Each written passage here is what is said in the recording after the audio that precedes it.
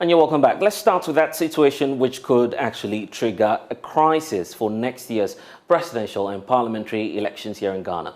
Well, it's about the Ghana card, because the Electoral Commission, as you know, has presented a constitutional instrument to Parliament seeking to make the Ghana card that sole identity document which any eligible voter can use to authenticate their eligibility to be registered. That's if you are not already on the electoral roll. But there's currently a problem that's confronting the country. The National Identification Authority is unable to present the cards to persons who've already been registered or who are going through the registration for the new cards. Much worse, if you've misplaced your cards, you may practically not be able to get a replacement. Here's why, and here's the breakdown for you. So let's get to the statement from the NIA, which we'll bring to you shortly, because Joy News is understanding that up to 3.5 million Ghana cards have been printed by the private partner of the National Identification Authority. The identity management systems have been seized by some local banks, guess what, over the issue of indebtedness. The banks have since August 2022 been pursuing the National Identification Authority to pay up to $100 million outstanding debt, forcing the banks to seize the cards. So this is a matter of concern to the National Democratic Congress, especially its MPs in Parliament. But here's a breakdown for you. 3.5 million cards have been printed, but they've been seized by the creditor banks. And then the National Identification Authority's indebtedness, as we speak, amounts to some $100 million, which means that technically these 3.5 million printed cards we're talking about cannot be retrieved by its owners. I want to bring in now James Agalga, his ranking on the Interior and Defence Committee in Parliament, also MP for Bulsa South, joining us via Zoom now. Thank you, sir, for your time. Also with us is Dr. Ali Dusedu. He's a political science lecturer at the University of Ghana. Let me start off with you, James. Of course, the NDC group in Parliament, you've indicated your displeasure about how the EC is not willing to present itself before the House. But looking at the developments on the Ghana cards being seized by the creditors, what more are you likely to do in Parliament about this? Well, first of all, the mere fact that the National Identification Authority is not well resourced in order to be in the position to pay for its outstanding indebtedness. It's the reason why we believe that it is not time, the time is not right for the Electoral Commission to rely solely on the Ghana card as the identification document, sole identification document for purposes of registering for the upcoming elections. Look, as you rightly put it, 3.5 million of those cards are in the possession of those who printed them. And why are they keeping those cards? They are keeping them because the National Identification Authority hasn't got money to pay for them. It's as simple as that. And so when you have an EC which pretends that the National Identification Authority is not challenged and that it is only their document that can be used for purposes of registering for the upcoming elections, then it becomes obvious to you that the Electoral Commission is hell-bent on disenfranchising millions of Ghanaians from participating in the democratic process. Yeah, but we need to state the facts that the Electoral Commission here is not the National Identification Authority, the NIA, which is constitutionally charged with that power to go ahead with the issuance of the cards. Absolutely. There is a linkage. The linkage stems from the fact that the Electoral Commission intends, through its proposed CI, to rely solely on the Ghana card as the mode of identification for purposes of registering those who are qualified to vote, for the, compiling a register for the upcoming elections. And so you find that these two institutions are supposed to work in tandem to ensure that one, all eligible Ghanaian voters have the Ghana card.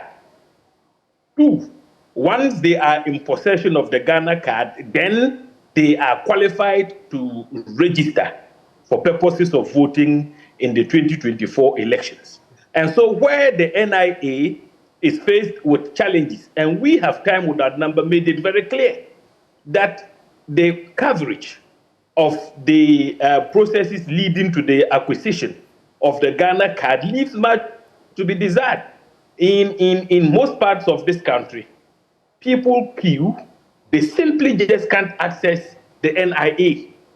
And so it's important that the challenges that bedevil the NIA are dealt with before anybody dreams of using the Ghana card as a sole identification document for purposes of registering for our national elections. Yeah, but so these that are, is the these point are we have to emerging. make in the Parliament. Yeah, but why are you not being fair to the Electoral Commission when they say, well, we started and commenced our processes way before these challenges came up with the NIA? Right from day one, the EC was aware that the National Identification Authority has challenges. In fact, when the EC started mooting the idea, in fact, coverage was lower than it is now.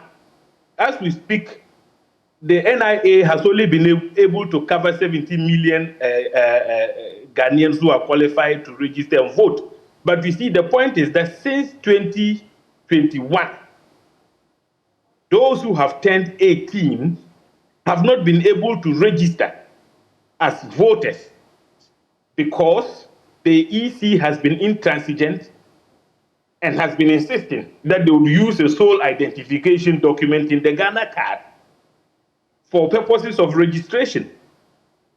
That is serious. Now, the main concern is that if you consider the fact that the the national identification cannot even distribute cards, 3.5 million cards that have so far been captured.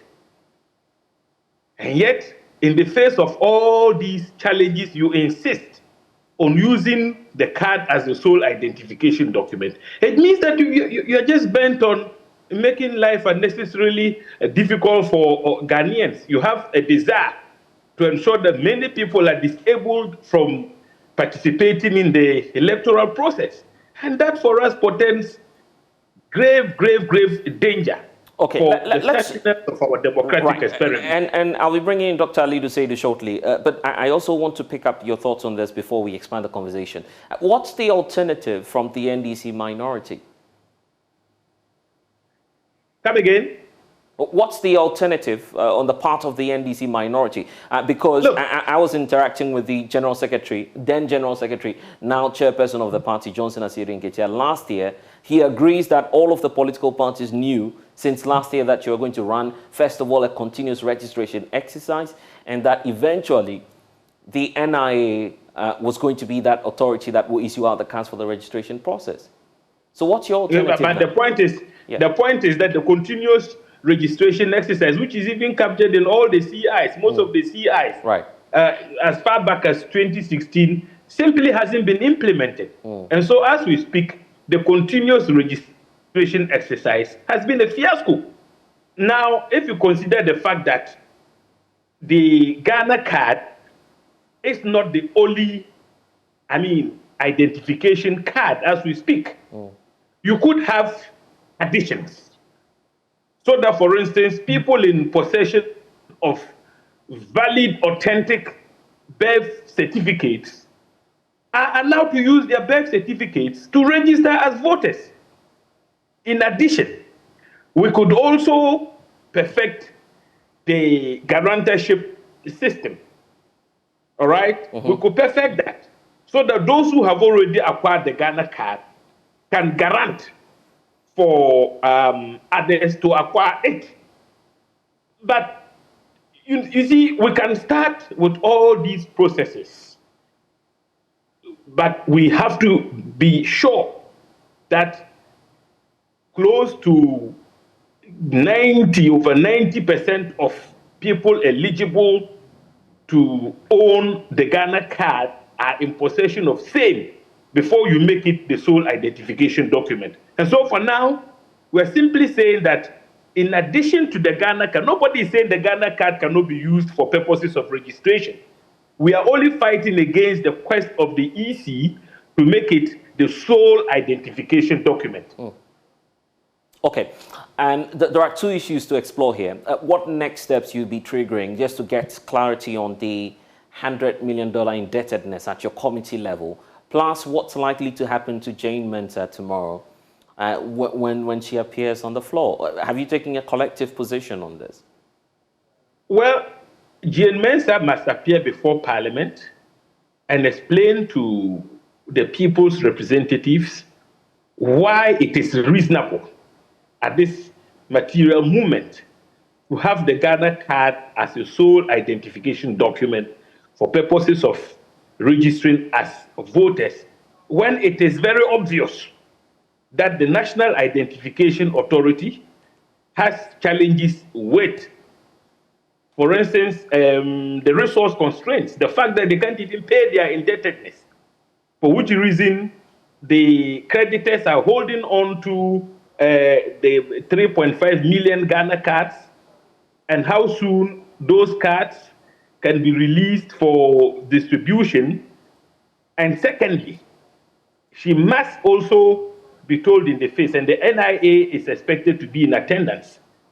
NIA must tell the people of Ghana whether they are capable of covering every eligible Ghanaian voter by issuing them with the Ghana card before election 2024. Because we as the people's representatives believe that any attempt to leave out populations of this country, a segment of our population, from registering to vote would be a serious amount to a serious dent on our democratic credentials and could pose as a direct threat to our country's security. And so these are our concerns. We're not going to take it lightly. Jean Mensah has, over the period, demonstrated or showed gross disrespect to the People's Assembly, Parliament. Whenever an invitation is extended to her, she finds it but I guess that's in one way or the other to absent herself from or not to turn up. But I guess that's where the problem is. That's where the problem is. It's the NDC minority side not being personal on matters. You had a fine opportunity last weekend to, of course, ask the EC inquire from the institution what measures were being taken to explore alternatives and to find another card that could be used aside the Ghana card. You failed to do that. You were insistent that you wanted to see the woman at the top. Are you not being fixated on the chairperson of the EC instead of pursuing what you describe as justice for the people of Ghana? Oh, not at all. Look, we have a chairperson of the Electoral Commission, and we are talking about very, very serious matters affecting the integrity of the compilation of a voters register. That is very crucial. And so for the head of that body not to turn up before Parliament without, first of all, giving us a reasonable excuse as to why she wouldn't attend, it raises serious questions. Now, the counterpart of the EC in this case, the NIA, was represented by its boss. So why do you think that we should have tolerated the EC, right, given the fact that the NIA was fully represented by no meaner personality than its boss? And we're saying that Jean Mensah has been very consistent in not turning up or responding to invitations by the House. She's the person who bears ultimate responsibility. And so we require her personal attendance before the House so that whatever assurances are given would come from her own mouth. So that in the future, if a U-turn is made and there is trouble in this country, everybody would know who plunged this country into chaos. That is why we're saying that the person who bears ultimate responsibility must appear before us. In any case, do you think it is proper for Jean Mensa to take lightly invitations extended to her by Parliament? Elsewhere, should be cited for contempt, referred to the Privileges Committee, especially when she hasn't given any reasonable excuse as to why she cannot attend in person. So please, to say Jean Mensa alone is entitled to send her deputies when the NIA was represented by its executive secretary, Professor Atifa, raises serious questions.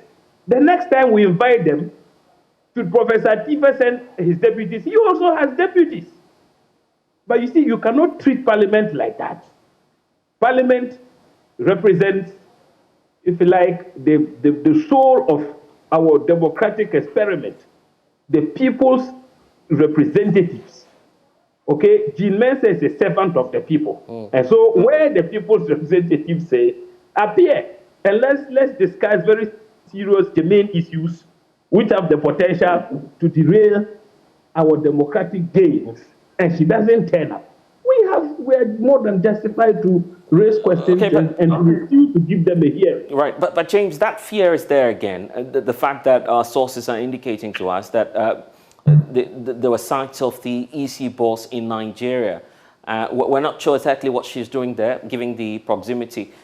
She may arrive by tonight, but if that does not happen, and if Jean Mensa doesn't show up on the floor of the House tomorrow, is it going to be the same issue, the same case of the minority saying, we'll seek answers? I have indicated to you that her continuous absence or failure to respond to invitations by the House is contemptuous. Yes, but will you listen to the EC if she does not appear in person tomorrow? First of all, the assurance has been given that she would appear.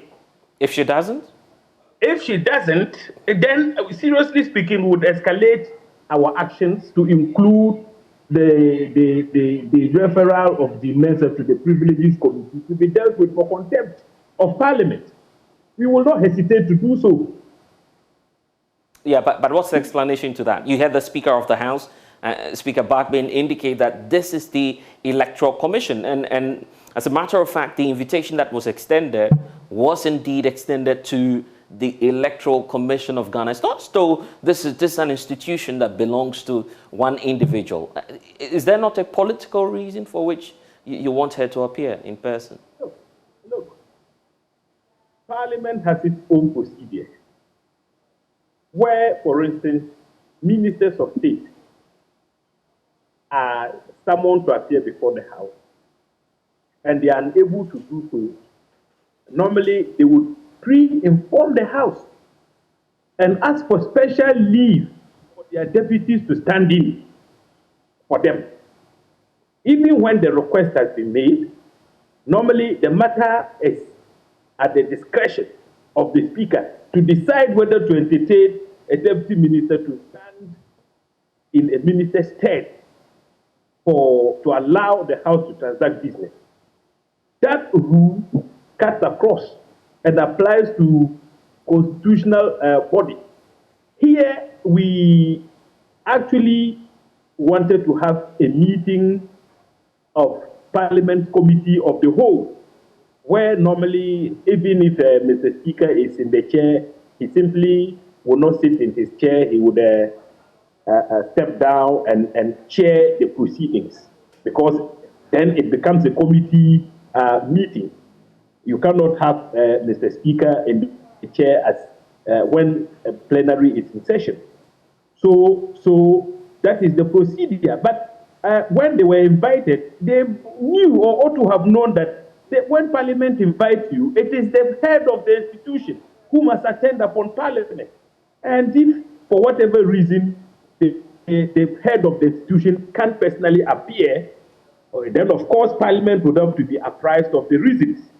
In this instance, Parliament was not apprised. We only saw that the EC came, or the EC as an institution was led by its two deputies, whereas the NIA came with its chief executive, or if you like, executive secretary, then we're wondering, what are the reasons? What accounts for the Mensah's absence? Then it dawned on us that she has been very consistent in absenting herself anytime Parliament invited. So that aggravated the matter, and we took the position, the principled one, that we were not going to hear them until Mensah had appeared. Okay. So tomorrow, all of that will be settled. But of course, we wait to see. You're saying that the alternative should be either a new card or we revert to what the old system is. We're still waiting to see what it is that will happen on the floor of the House tomorrow. But I'm grateful, James Agalga, that you've been able to spend some time with us here on the polls. We'll be waiting to monitor what happens on the floor of the House. Thank you for joining us. Thank you. And I'm grateful.